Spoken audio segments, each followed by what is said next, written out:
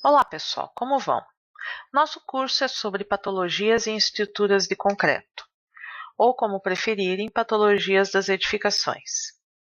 Meu nome é Fabiana, sou mestra em engenharia dos materiais e especialista em patologia das construções. Também sou professora de pós-graduação pelo Senai e já fui professora de graduação, sempre abordando a área de patologias das construções. Nosso curso vão abordar vários temas, dentre eles, nós vamos falar um pouquinho sobre as definições, um histórico do concreto, as causas das patologias no concreto armado, principais tipos de patologias no concreto armado, dentre eles, nós vamos abordar infiltrações, corrosões, carbonatações, fissuras, reação álcali agregado, dentre outros. Também vamos falar um pouquinho sobre ensaios tecnológicos para prevenção e detecção de patologias, a questão dos tratamentos, recuperação e reforço estrutural, e vamos trabalhar também a questão de prevenção de patologias. Antes de mais nada, eu gostaria de abordar com vocês alguns problemas que estão ocorrendo no Brasil ou que ocorreram no Brasil nos últimos 20 anos. Esses problemas são alguns desabamentos, alguns em obras em uso, outras em construção, mas a ideia aqui é alertá-los sobre o que pode acontecer numa falha de projeto, numa falha de construção, na falta do acompanhamento de obra, na falta da verificação das armaduras, dentre outros. Vamos refletir um pouquinho a questão de o que está provocando o desabamento dessas obras. Será que essas obras poderiam ter sido evitadas as suas quedas? O que tem em comum nessas obras, além das vítimas? Qual seria a melhor forma de prevenção para que isso ocorresse? Espero que no final do nosso curso vocês possam responder essas perguntas para a gente. Então vamos falar um pouquinho, alguns probleminhas de engenharia dos últimos 20 anos no Brasil. Manchete. Teto desaba e mata 22 pessoas durante um culto.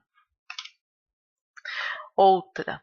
Obra do metrô colapsa e mata 7 pessoas. Estádio de futebol desaba parcialmente e mata 7 torcedores. 106 pessoas ficam feridas após o desabamento de uma igreja, do teto de uma igreja. Viga cai e deixa 3 feridos. 8 pessoas ficam feridas em desabamento de shopping. Desabamento de ponte mata 5 pessoas. Prédio desaba, 3 pessoas morrem. 5 pessoas morrem após o desabamento de prédio. Torre de alta tensão cai e mata 2 pessoas. Obra desaba, 3 trabalhadores morrem. Obra mata 3 em desabamento de laje. 12 pessoas ficam feridas e várias desabrigadas após queda de edifício. Obra desaba e mata 1 operário. 13 trabalhadores morrem após desabamento de obra. 5 pessoas morreram após desabamento. Vamos dar uma paradinha neste acidente. Esse é um dos únicos acidentes que efetivamente, por um pouco curto período, o laudo desse desabamento ocorreu pela internet. Esse desabamento em especial, Areia Branca, o que nos chama a atenção é que as 5 pessoas que morreram desse desabamento foram 5 trabalhadores que estavam descarregando material para iniciar o processo de reforço da estrutura. Essa obra ela levou 12 horas do aviso, ou seja, do estralo, do rompimento da viga, do afundamento da escada e da fissuração da cisterna para a sua queda total, para o seu colapso por completo.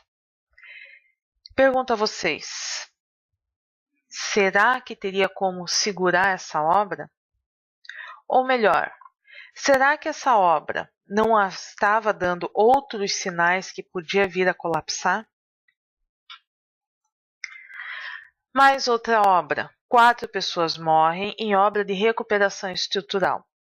Essa é uma obra no litoral do Rio Grande do Sul. O que nos chama a atenção nesse caso, apesar de não ter o laudo, né, as manchetes ou as notícias nos falam que as pessoas que estavam executando o serviço nessa obra de recuperação e reforço estrutural, conforme a gente pode ver nessa primeira foto aqui, não tinham qualificação técnica, não eram habilitadas tecnicamente para executar esse tipo de serviço. E, durante o processo de execução, houve o colapso da edificação e 4 pessoas morreram nesse colapso. E o Palace 2, será que todos se lembram? 8 pessoas morreram após 2 anos de construção da obra. Infelizmente, somente com 2 anos de vida, essa obra colapsou e veio abaixo. Será que ela estava avisando? Será que tinha alguma forma de evitar?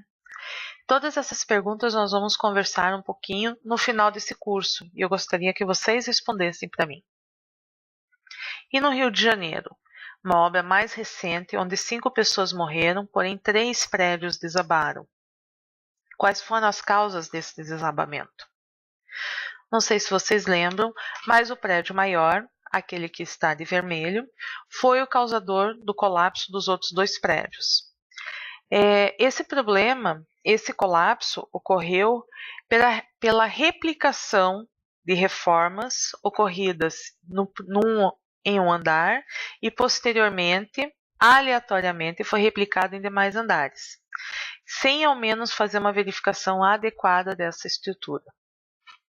Uma semana depois, e sem surtir muito efeito na mídia, mais 2 pessoas morreram num desabamento parcial em um prédio em São Bernardo dos Campos, em São Paulo.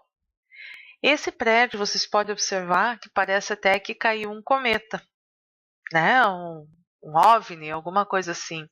Mas não, foi uma falha durante o processo de manutenção ou de recuperação da estrutura, provocando esse desabamento, esse efeito dominó. Ficam alguns questionamentos.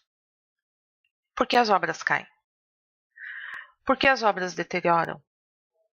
Quais são as principais falhas nas edificações?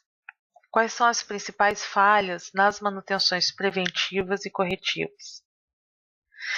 Antes da gente começar a responder essas perguntas, nós temos que conhecer um pouquinho mais sobre patologias.